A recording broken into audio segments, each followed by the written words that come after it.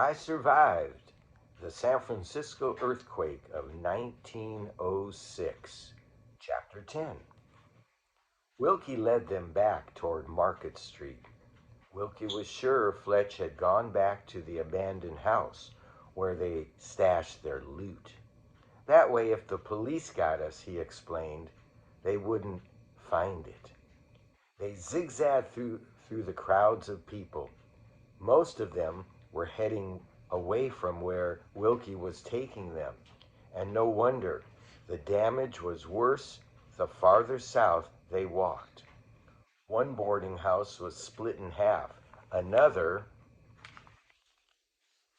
had been swallowed by the earth almost to its rooftop.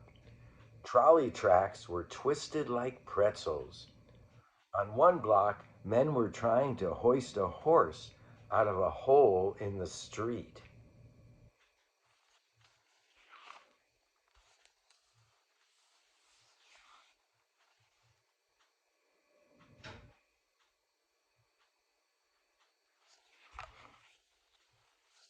Leo tried not to look at the collapsed buildings, but he couldn't stop thinking about who might still be inside. The fires were worse down here. With every step, the smoke was thicker, the air hotter. Leo's lungs started to ache. They were about to cross Market Street when a fire wagon chattered up and stopped in front of them. The two huge horses pulling the wagon wheezed and snorted. Sweat soaked their bodies. Two firefighters jumped off, dragging a thick hose. They hooked it up to a hydrant, but only a trickle of water came out. A man in a bloodstained shirt rushed up to the firemen. "Please help me," he begged. "Everything I own is in my house, and a fire is moving toward it."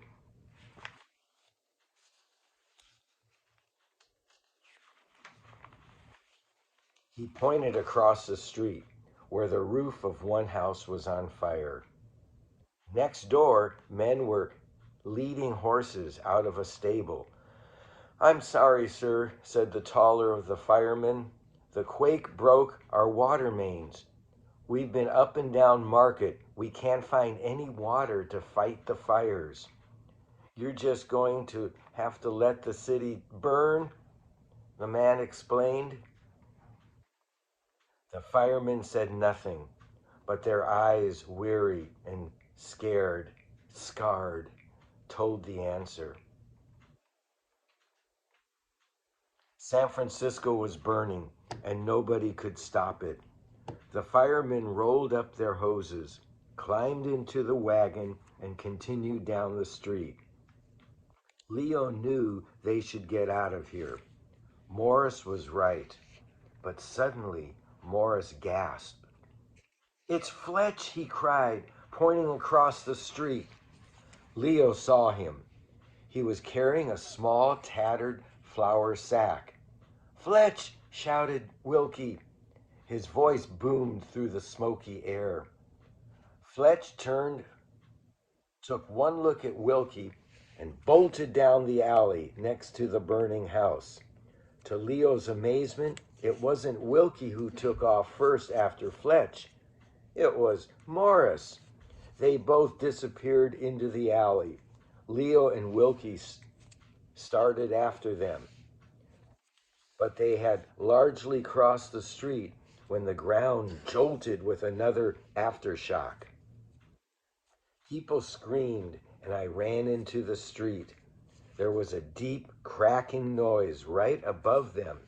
A piece of rooftop from the burning house cracked onto the sidewalk. Garbage on the ground erupted into flames. The alley was now blocked by a wall of fire. That's the end of Chapter 10. I survived the San Francisco earthquake of 1906. See ya.